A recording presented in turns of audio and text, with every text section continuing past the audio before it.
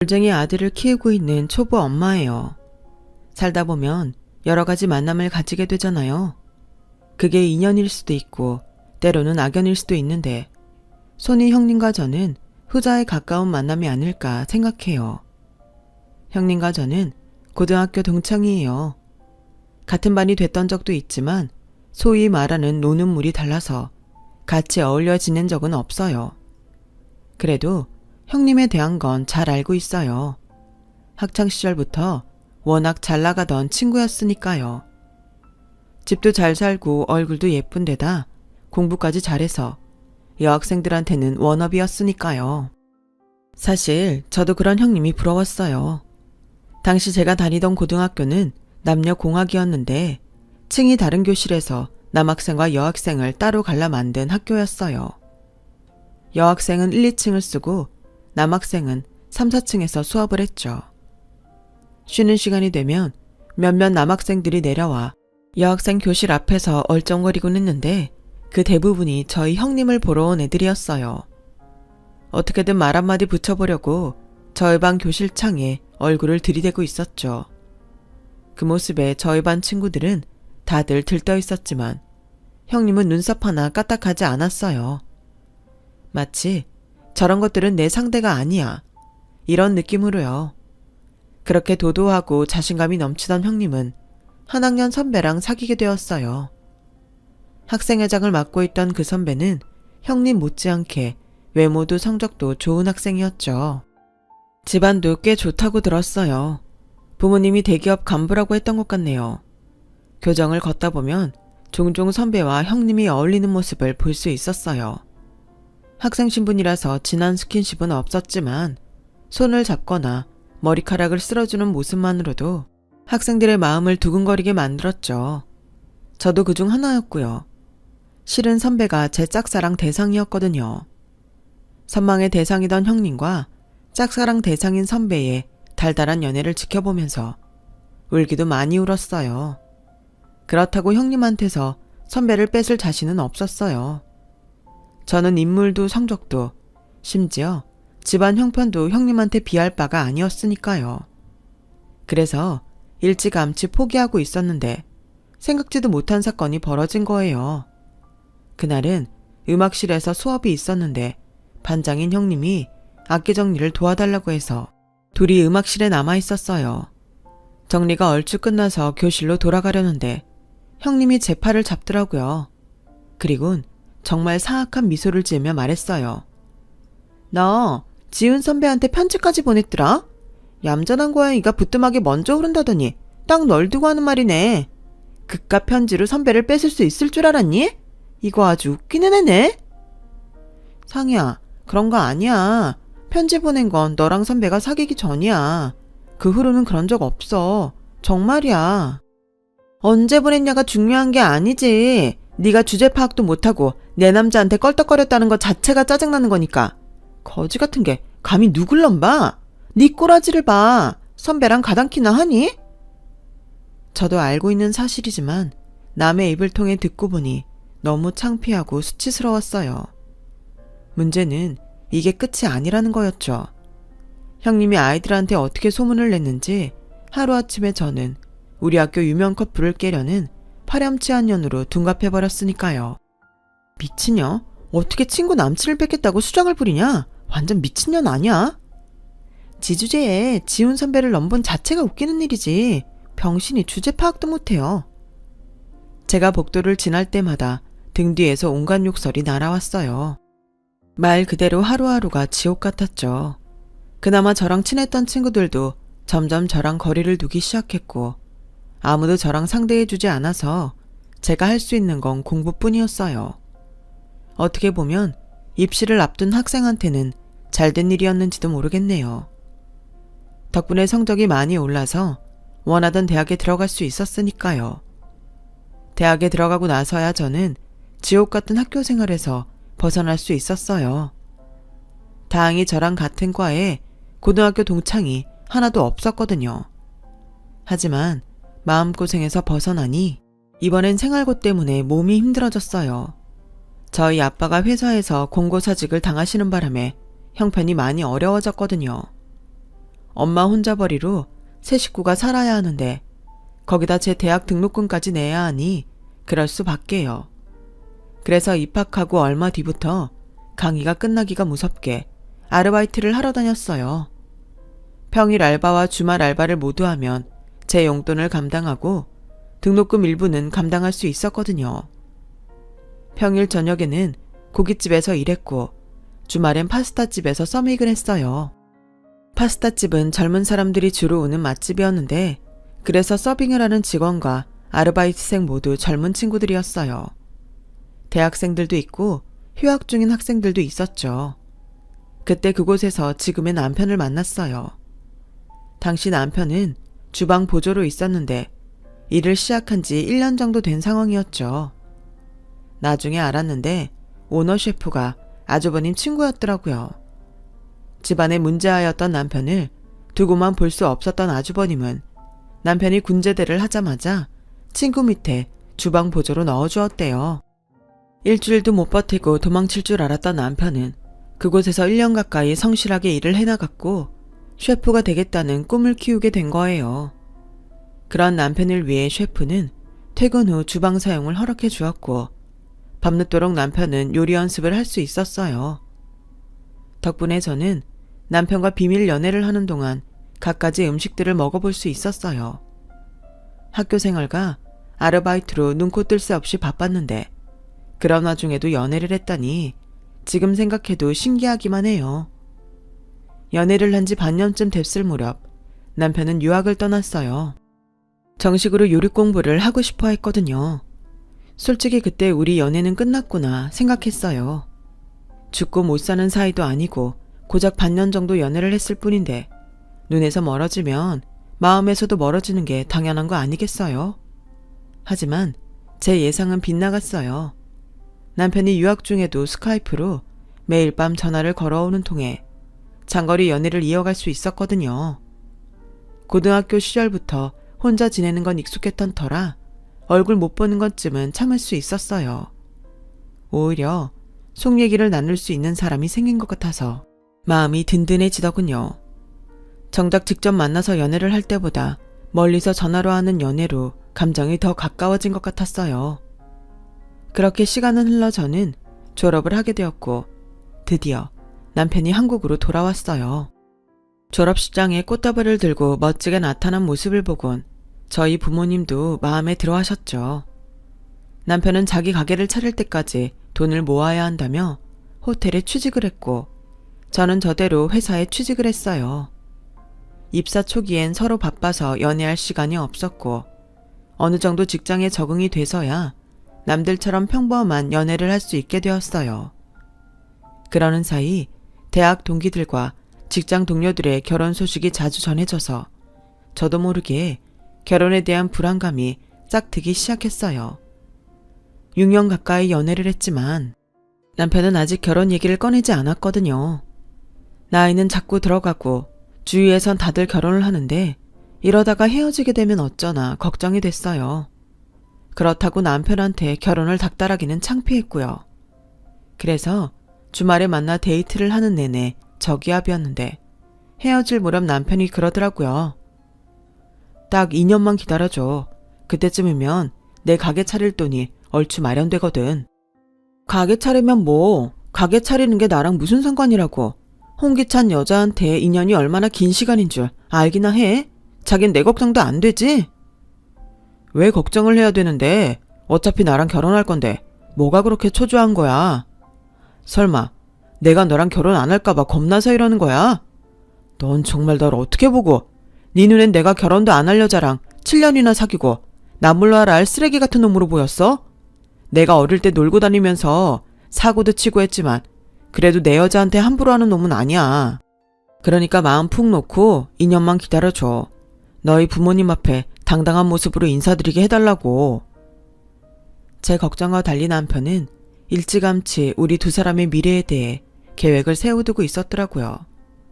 그럴 거 진작 말 좀 해줬으면 속 태우지 않았을 텐데 말이에요. 남편은 약속대로 2년 뒤 가게를 오픈했어요. 규모는 작았지만 SNS로 홍보도 열심히 했고 손님들의 입소문도 한몫해서 오픈 초부터 늘 테이블이 꽉 차곤 했어요. 가게가 자리를 잡자 남편은 저희 집에 인사를 왔어요.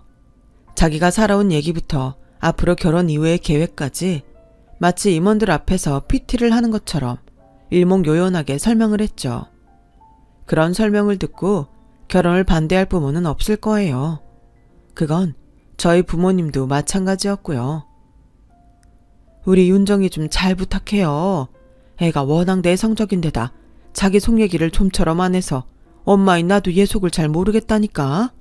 그래도 이렇게 듬직한 남자를 만나서 한시름 놓을 수 있을 것 같아요.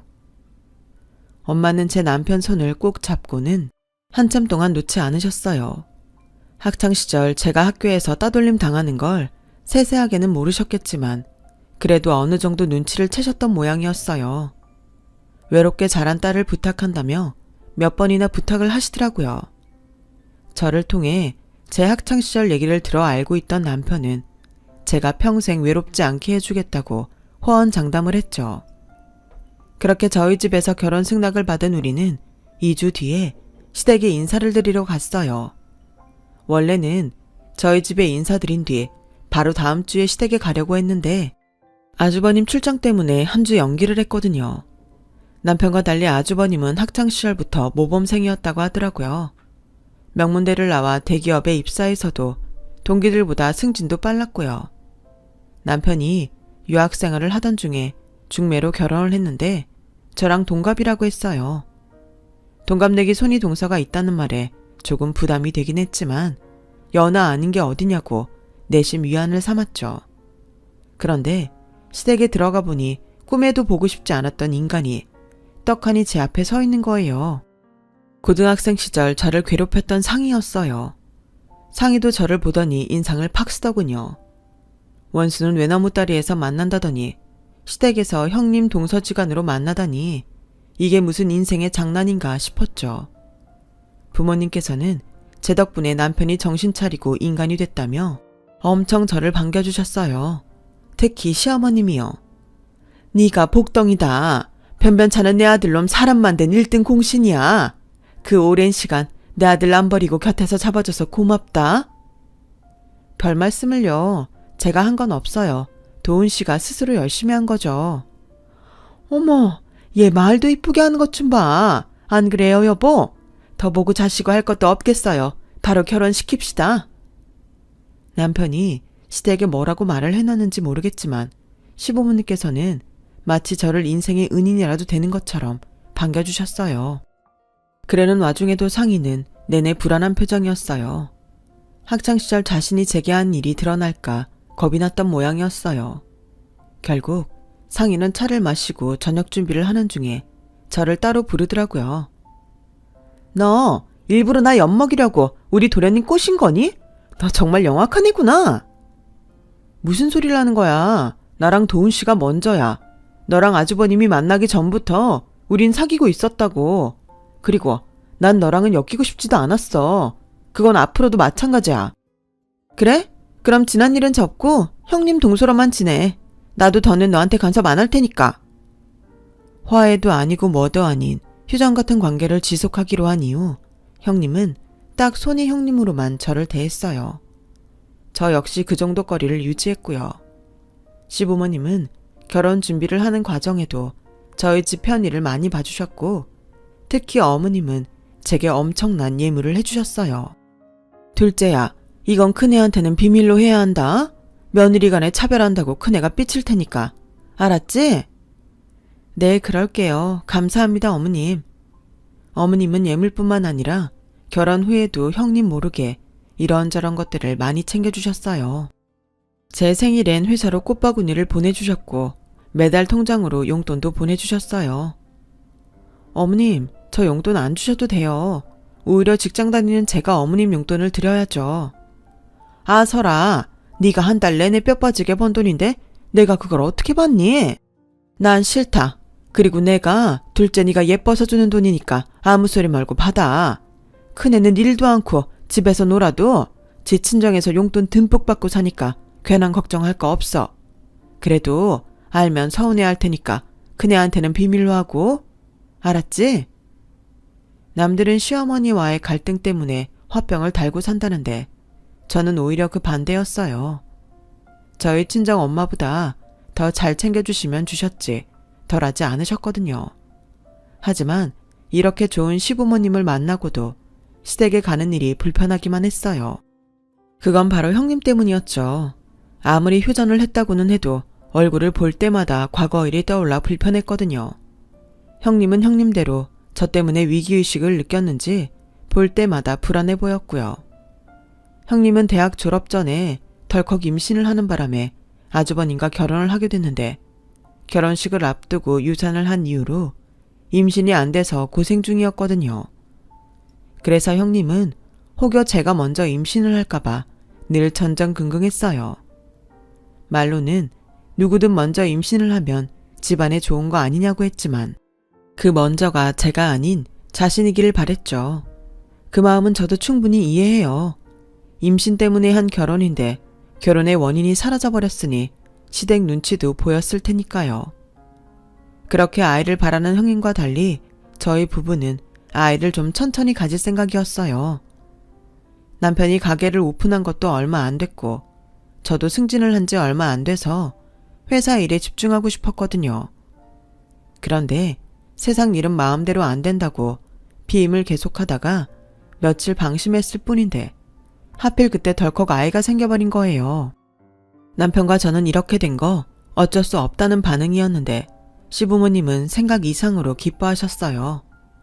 당장이라도 손주가 쓸 침대며 장난감을 사러 달려나가실 기세였죠. 세상에, 네가 복덩이라고 하지 않든 잘됐다 잘됐어. 그래, 우리 손주는 언제 볼 수 있는 거니? 아직 6주밖에 안 됐어요. 출산은 내년 봄쯤 돼야 할 것 같아요. 봄? 딱 좋네. 춥지도 덥지도 않고. 큰애가 결혼식도 하기 전에 그렇게 돼서 지금껏 큰애 눈치 보느라 손주 얘기는 꺼내지도 못했는데 이제야 가슴에 맺힌 게 확 풀리는 것 같구나. 고맙다 둘째야.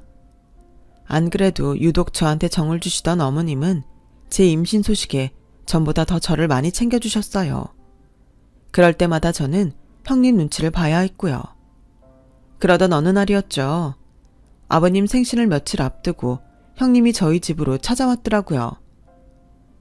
동서가 시집 오고 처음 맞는 아버님 생신이니까 이번 생신상은 동서가 준비하는 게 어때? 아버님 어머님 사랑 독차지하면서 그 정도는 할 수 있는 거 아니야? 솔직히 못할 것도 없는 일이었지만 명령조로 말하는 형님 말투에 기분은 좋지 않았어요. 이건 평소 내가 차리던 생신상 차림 메뉴인데 능력이 되면 다 하고 안 되면 메인 메뉴 몇 가지 골라서 해. 아, 그리고 애 가진 유세 떨면서 못하겠다는 말 할 거라면 어머님한테 하지 말고 나한테 직접 해.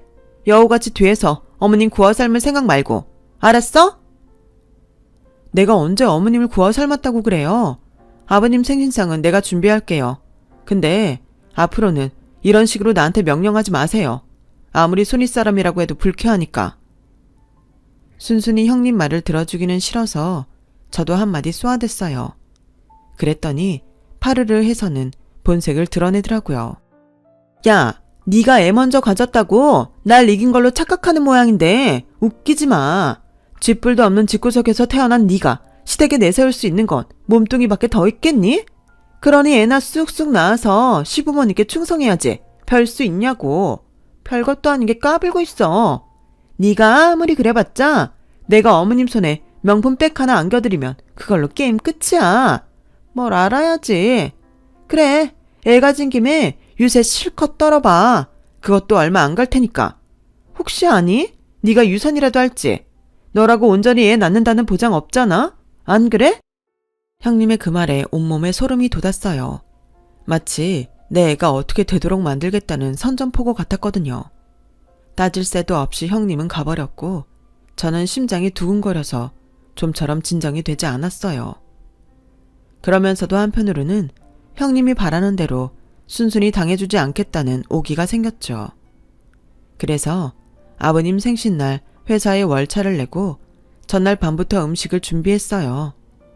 퇴근길에 마트에 들러 채소랑 고기, 생선을 손질해 두었고 갈비는 양념에 재서 김치 냉장고에 넣어두었죠. 당일에 조리만 하면 되도록 모든 걸 끝내놓느라 서둘렀더니 온몸이 결려서 남편이 오는 줄도 모르고 쓰러져 잠이 들어버렸어요. 아침에 일어나 남편을 출근시키고 서둘러 집 청소부터 했어요. 결혼하고 처음 하는 가족 초대라서 특히 신경이 쓰이더라고요. 날 무시하는 형님한테는 더더욱 책 잡히기 싫어서 비싼 생화도 사다가 꽃병에 꽂아두었죠. 집 청소를 마치고는 본격적으로 음식 준비를 했어요. 블로그에서 찾은 레시피를 보며 하느라 시간이 꽤 걸렸지만 잡채도 제대로 됐고 갈비찜, 해파리 냉채랑 소고기 편채, 아버님이 좋아하시는 굴전까지 꽤 그럴싸하게 만들어졌어요. 그런데 저녁 시간이 다 되도록 연락들이 없는 거예요. 남편은 저녁 미팅이 있어서 부득이하게 참석 못한다고 했고 아주버님 퇴근에 맞춰 형님이 시부모님을 모시고 6시 반까지 오겠다고 했는데 말이죠. 퇴근길이라 차가 밀리나 보다 하고 30분을 더 기다렸는데 마침 전화벨이 울렸어요. 시어머님이시더라고요. 둘째야, 어디니? 네? 집인데요. 아니 얘가? 너 아직도 집이면 어떡해? 다들 너 하나 기다리느라 밥도 못 먹고 있는데 아무리 임신을 해서 몸이 불편하다고는 해도 그렇지. 네 시아버지 생신날 이러면 안 되는 거 아니니? 너 힘들다고 큰애가 뷔페도 예약도 다 하고 꽃바구니며 케이크까지 다 준비했는데 예쁘다 했더니 너 안 되겠구나. 어머님, 그게 아니고요. 전 집에서 아버님 생신상까지. 어머님은 제 이야기를 끝까지 들으시지도 않고 전화를 끊어버리셨어요. 순간 머릿속이 텅 비는 것 같았어요. 말 안 해도 누가 꾸민 짓인지 알 것 같았거든요. 고등학생 때도 상인은 절 이런 식으로 괴롭혔으니까요. 그날 밤 저는 부랴부랴 시댁으로 달려갔어요. 시부모님이 피곤하시다며 다음에 얘기하자고 하시자 형님이 나서서 저를 집 밖으로 끌고 나갔어요. 동서, 작작 좀 해. 어머님 아버님 피곤하시다는 말 못 들었어? 그러게 애 가진 유세 좀 그만 달라고 내가 그랬지? 꼴 좋다. 야, 전상이, 너 정말 이럴 거야? 나한테 아버님 생신상 차리라고 해놓고 뷔페에 모시고 간 거 네가 꾸민 짓이지? 말해 이 기집애야. 그때였어요. 대문을 나서던 아주버님이 제게 소리를 치시더군요.